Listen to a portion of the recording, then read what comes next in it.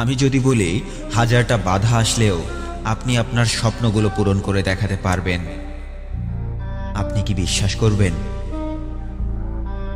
আমি যদি বলি হাজারটা মানুষ আপনাকে ছেড়ে গেলেও আপনি চাইলে আপনার মুখের হাসিটা কখনো হারিয়ে যাবে না, আপনি কি বিশ্বাস করবেন? অনেক সময় দেখবেন আপনার বন্ধুরা হয়তোবা অনেকে অনেক ভালো ভালো জায়গায় চলে গেছে, হয়তো তারা অনেক টাকা পয়সা উপার্জন করছে, কিন্তু আপনি এখনো সেরকম কিছুই করে দেখাতে পারেননি জীবনে। এখন আমি যদি বলি সৃষ্টিকর্তা আপনাকে আপনার বন্ধুদের থেকেও অনেক ভালো কিছু একটা করে দেখানোর জন্য আপনাকে কিছুটা পিছিয়ে রেখে আরো একটা নতুন সুযোগ করে দিয়েছেন, আপনি কি বিশ্বাস করবেন? হ্যাঁ, আপনি বিশ্বাস করুন আর নাই করুন, এটাই সত্যি। প্রতিযোগিতায় দুকদম পিছিয়ে পড়লে আপনি হয়তো হেরে যাবেন, কিন্তু জীবনটাকেই যদি আপনি প্রতিযোগিতা মনে করে থাকেন তাহলে এই জীবনের প্রতিটি প্রতিযোগিতায় আপনি হেরে যাবেন। কারণ প্রতিযোগিতা আর জীবন এক রাস্তার প্রতীক নয়। প্রতিযোগিতা হচ্ছে কোনো একটা নির্দিষ্ট কাজে কাউকে হারিয়ে দেয়া, আর জীবন মানে হচ্ছে এক অজানা সময়ের জন্য প্রস্তুতি গ্রহণ করা। জীবন মানে হচ্ছে লক্ষ্য নির্ধারণ করা, আর সেই লক্ষ্যের দিকে প্রতিনিয়ত একটু একটু করে হলেও সামনে এগিয়ে চলা।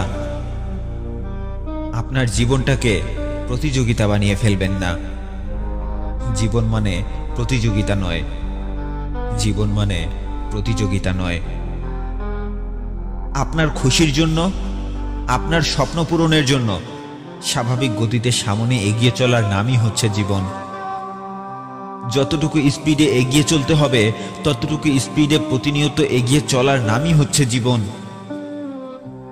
কেউ হয়তো আপনার আগেই জীবনে সফল হয়ে গেছে, কেউ হয়তো আপনার আগেই টাকা পয়সা উপার্জন করতে শুরু করে দিয়েছে, কিন্তু এর মানে কি এটাই দাঁড়ায় যে আপনি ব্যর্থ হয়ে গেছেন? না, কখনোই নয়। বরং জীবন আপনাকে তার থেকেও আরো ভালো কিছু করে দেখানোর সুযোগ তৈরি করে দিয়েছে, তার থেকেও অনেক বড় একটা লাফ দেওয়ার সুযোগ তৈরি করে দিয়েছে। বনের রাজা সিংহকে দেখেছেন? সে যখন বড় কোনো একটা শিকারের সন্ধান পায় তখন সে দুকদম পিছিয়ে আসে, তারপর শরীরের পুরো শক্তি কাজে লাগিয়ে দৌড়াতে থাকে। কখনো কোনো স্কুলের ছোট বাচ্চাদের ক্রীড়া প্রতিযোগিতায় লং জাম্প দেখেছেন?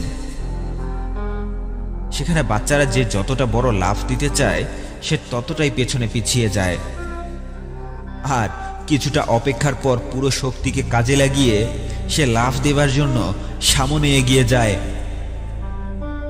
হ্যাঁ, আমাদের জীবনটাও ঠিক এরকমই। জীবনে কিছুটা সময়ের জন্য পিছিয়ে পড়ে গেলে সেটাকে নিজের ব্যর্থতা ভাবাটা অনেক বড় একটা ভুল। বরং পিছিয়ে পড়াটা আপনার সৃষ্টিকর্তার তরফ থেকে আপনার জন্য একটা রহমত, একটা নেয়ামত।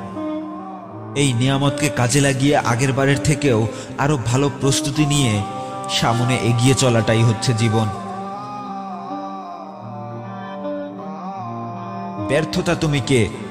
আমি তোমায় চিনি না। যতক্ষণ আছে শ্বাস আমি হাল ছেড়ে দিচ্ছি না। যতক্ষণ আছে শ্বাস আমি হাল ছেড়ে দিচ্ছি না। আমি যদি বলি যতক্ষণ আপনি হাল ছেড়ে দেবেন না ততক্ষণ আপনাকে কেউ হারাতে পারবে না,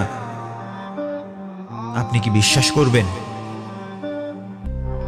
আল্লাহ তো পুরো পৃথিবীতেই আপনার জন্য রিজিকের ব্যবস্থা করে রেখেছেন, তাই সারাটা জীবন ধরে কোনো একটা নির্দিষ্ট কাজেই নিজের রিজিক তালাশ করাটাও সঠিক হবে না। সব কাজেই নিজেকে যাচাই করে দেখুন আপনার সৃষ্টিকর্তা কোথায় রিজিকের ব্যবস্থা করে রেখেছেন। আপনি নিজেকে যাচাই না করলে কখনো বুঝতে পারবেন না। হ্যাঁ, আপনি নিজেকে যাচাই না করলে কখনো বুঝতে পারবেন না। পিছিয়ে পড়াটা কোনো ব্যর্থতা নয়, পিছিয়ে পড়াটা একটা নতুন সুযোগ, নিজেকে চেনার, নিজেকে জানার নতুন সুযোগ। হ্যাঁ, পিছিয়ে পড়াটা নিজেকে জানার, নিজেকে চেনার একটা নতুন সুযোগ।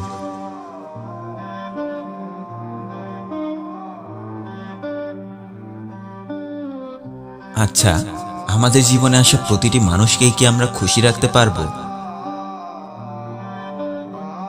না, কখনোই না। একজন মানুষ একসাথে সবাইকে খুশি রাখতে পারে না। জীবনে যদি সামনে এগিয়ে যেতে চান, তাহলে একটি কথা মনে রাখুন, আপনার একার পক্ষে সবাইকে খুশি করা সম্ভব নয়। কেউ আপনাকে ডানে যেতে বলবে, কেউ আপনাকে বামে যেতে বলবে, কিন্তু আপনার জন্য কোন রাস্তাটা সঠিক সেটা আপনাকেই নির্ধারণ করতে হবে।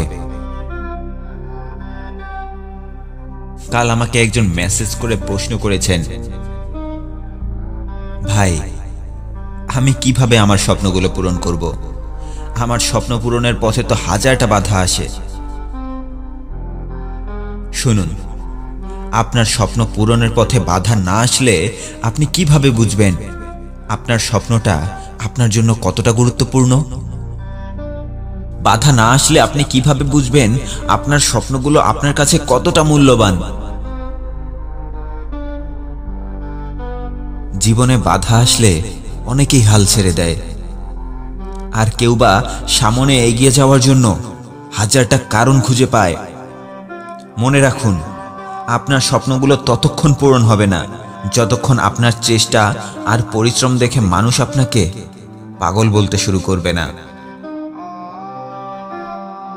আমাদের জীবনের সবথেকে বড় সমস্যা কি জানেন?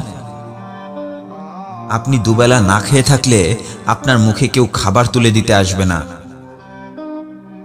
কিন্তু আপনি ক্ষুধার জ্বালায় নিজের খাবার জোগাড় করার জন্য যদি কোনো কাজ করতে শুরু করে দেন, আপনাকে নিয়ে হাজারটা মন্তব্য করার মতো কোনো মানুষের অভাব হবে না। তাই আপনাকে নিয়ে কে কি ভাবলো আর কে কি বলল সেটা ভাবা বন্ধ করে দিন। আরে, আপনি যদি ওই ফালতু মানুষগুলোর মুখের ফালতু কথা শুনে নিজেকে নিয়ে দুশ্চিন্তা করতে শুরু করে দেন, তাহলে আপনার ভবিষ্যৎ নিয়ে কে চিন্তা করবে? হ্যাঁ, নিজের ভবিষ্যৎ নিয়ে চিন্তা করাটা কোনো খারাপ কিছু নয়, কিন্তু অন্য কারো মুখের কথায় হাল ছেড়ে দিয়ে দুশ্চিন্তা করাটা অবশ্যই খারাপ বিষয়। আপনি আপনার কাজে একবার সফল হয়ে দেখুন, ওই ভণ্ড মানুষগুলোর কথা বলার সুরটাও বদলে যাবে। তাই অন্যের কথায় প্ররোচিত হয়ে নিজের জীবন সাজানোর ব্যর্থ চেষ্টা করে নিজের সময় নষ্ট করবেন না। নিজের সিদ্ধান্তগুলো নিজেই নিতে শিখুন। আমি কোনো পণ্ডিত অথবা জ্ঞানী ব্যক্তি নই, তবে জীবন থেকে এটুকু শিখেছি, কোনো কিছুর জন্য চেষ্টা না করাটাই এই পৃথিবীর সবথেকে বড় ব্যর্থতা। হ্যাঁ, ভাগ্য বদলে যায়, কিন্তু ভাগ্য একা একা বদলায় না। প্রচুর পরিশ্রম, প্রচুর চেষ্টা আর ছোট বড় রিস্ক নেয়ার মাধ্যমেই জীবন সাজাতে হয়। আপনারা হয়তো সবাই উড়োজাহাজ দেখেছেন এবং হয়তো এটাও জানেন, উড়োজাহাজ চলাকালীন উড়োজাহাজের পাখায় যদি একটা ছোট পাখিও ঢুকে যায়, তাহলে সেই পাখায় আগুন ধরে যায়, এবং আগুন ধরে গেলে বিমানের ভেতরে বসে থাকা কয়েকশো যাত্রী তাদের প্রাণ হারায়, নয়তো কেউ কেউ ভাগ্যক্রমে বেঁচে যায়। এখন একটু চিন্তা করে দেখুন তো, মানুষ এটা জানার পরেও যদি রিস্ক নিয়ে বিমানে না উঠত, তাহলে কি এত দ্রুত এক দেশ থেকে আরেক দেশে মানুষ যাতায়াত করতে পারত? জীবনে ভালো কিছু করতে চাইলে ছোট হোক আর বড় হোক, রিস্ক তো নিতেই হবে। রাস্তায় অ্যাক্সিডেন্ট হয় বলে আমরা কি আমাদের যাতায়াত বন্ধ করে দিয়েছি? হতে পারে আপনি খুব ভালো গাড়ি চালান, কিন্তু অপর দিক থেকে ছুটে আসা গাড়ির চালক সে হয়তো নতুন নতুন গাড়ি চালানো শিখেছে। সেখানে কি রিস্ক নেই? রিস্ক কোথায় নেই? আপনার ঘরের মাথার উপরে ঘুরতে থাকা ফ্যানটা যদি হঠাৎ করেই খুলে আপনার উপর পড়ে যায়, তাহলে কি আপনার কিছুই হবে না? সেখানে কি কোনো রিস্ক নেই? প্রতিনিয়ত আপনি কতই না রিস্ক নিয়ে নিজের জীবন যাপন করছেন। তাহলে নিজের জীবন বদলানোর জন্য আরেকটা রিস্ক কেন নিচ্ছেন না? প্রতিদিন নিজেকে মাত্র কিছুটা সময়ই তো দিতে হবে। নিজের সময় নষ্ট করে আপনার অজানা ভবিষ্যতের জন্যই তো একটু চিন্তা করতে হবে। হ্যাঁ, মানলাম আপনি কিছুই করতে পারছেন না। এর মানে এই নয় যে আপনি জীবনে কিছুই করতে পারবেন না। পৃথিবীর সকল সফল মানুষগুলোর জীবন ঘেঁটে দেখুন। পৃথিবীর সকল সফল মানুষগুলোর জীবন একটু ঘেঁটে দেখুন। তারাও এক সময় আপনার মতো আর আমার মতোই অপদার্থ ছিল, কিন্তু তারা নিজেকে কখনো অপদার্থ ভাবেনি। জীবনে আসা যে কোনো চ্যালেঞ্জকে তারা খুব সাধারণভাবে নিয়েছে। সব সময় নিজেকে নিয়ে ভালো ভালো চিন্তা করেছে।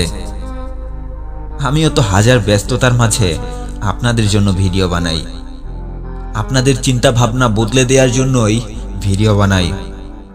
চাইলে আমিও ভিডিও না বানিয়ে অন্যদের মতো ভিডিও গেমস, সবসময় বন্ধুদের সাথে আড্ডা, অহেতুক গান বাজনার মাঝেই সময় নষ্ট করতে পারতাম।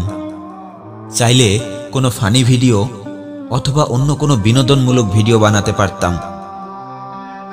ইউটিউব থেকে প্রতি মাসে বর্তমানের থেকেও 10 গুণ বেশি টাকা উপার্জন করতে পারতাম। কিন্তু আমি টাকা উপার্জনের পাশাপাশি মৃত্যুর পর কবরে গিয়েও আপনাদের কাছ থেকে দোয়া উপার্জন করতে চাই। আমি সফল সেদিন হব যেদিন আমার ক্ষুদ্র জ্ঞানগুলো আপনাদের মাঝেই কারো জীবন বদলে দেবে।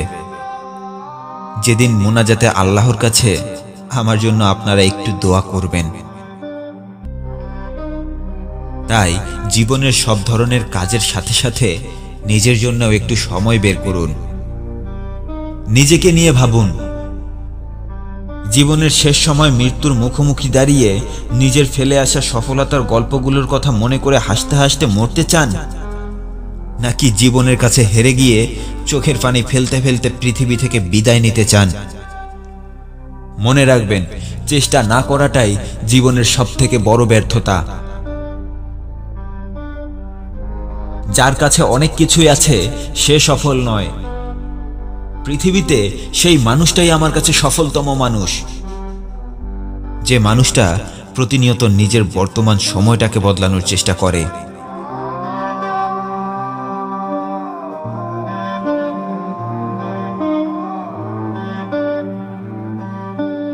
পৃথিবীকে হাতের মুঠোয় নিয়ে আসতে গিয়ে আমরা নিজেদের অস্তিত্বকেই হারিয়ে ফেলছি না তো? ফেসবুক, টুইটার, ইনস্টাগ্রাম, হোয়াটসঅ্যাপ, ইমোতে হয়তো অনেক বন্ধু বেড়ে গেছে, অনেক অপরিচিত মানুষের সাথে হয়তো পরিচয় হয়ে গেছে, কিন্তু আমাদের পরিবারের মানুষগুলোর সাথেই সম্পর্কের দূরত্বটা কমেছে নাকি বেড়েছে? আশেপাশের মানুষগুলোই তো আজকাল অপরিচিত হতে শুরু করেছে।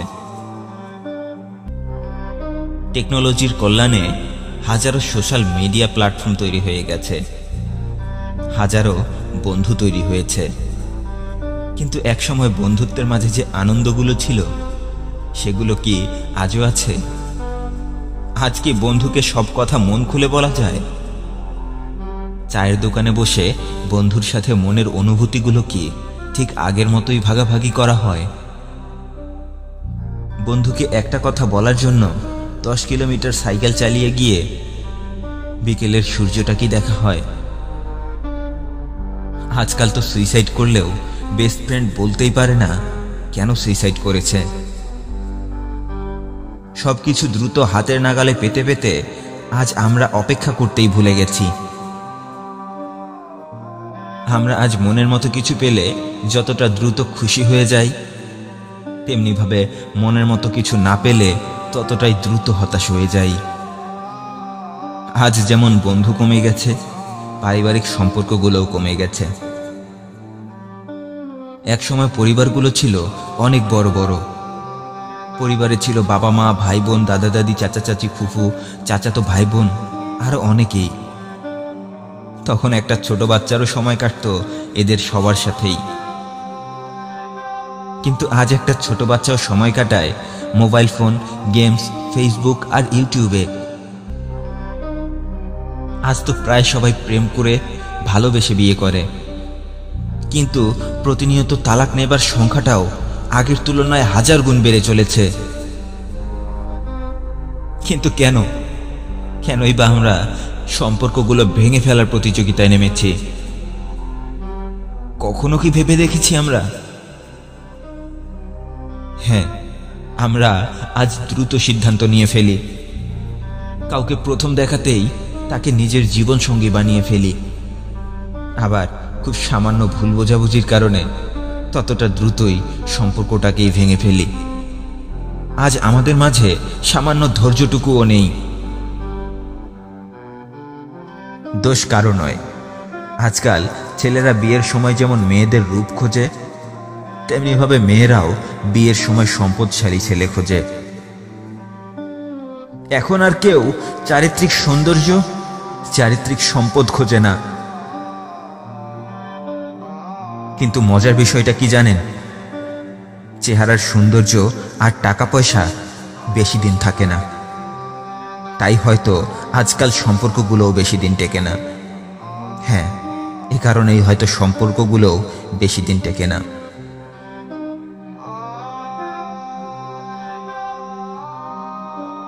আমার ইউটিউব চ্যানেল খোলার পর থেকেই গত 3-4 বছর ধরে আল্লাহ আমাকে অনেক মানুষের সাথে কথা বলার সুযোগ করে দিয়েছেন। আপনাদের সমস্যাগুলোকে আমি আমার আশেপাশের মানুষের জীবনের সাথে মিলিয়ে দেখেছি, আমি আমার নিজের জীবনের সাথেও মিলিয়ে দেখেছি। আজ তাই একটি কথাই বলতে বাধ্য হচ্ছি, সবার জীবনেই সমস্যা আছে। তবে আপনি যদি ছোট পরিবার থেকে বড় হয়ে থাকেন, তাহলে লক্ষ্য করে দেখবেন আপনার মাঝে ডিপ্রেশন অথবা হতাশা অনেকটাই বেশি।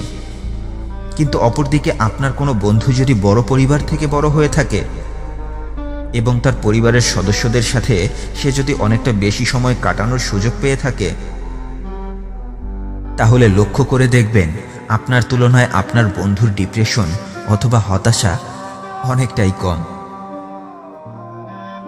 আপনি যে বিষয়টাতে খুব দ্রুত রেগে যাবেন, বড় পরিবার থেকে আসা কেউ একজন সেই বিষয়টাতে খুব বেশি রাগান্বিত হয়ে যাবে না। কারণটা কি জানেন? একটা ছোট পরিবারের সন্তান বাবা মায়ের ব্যস্ততার কারণে তাদের সাথে সময় কাটানোর সুযোগটা খুব কম পেয়ে থাকে।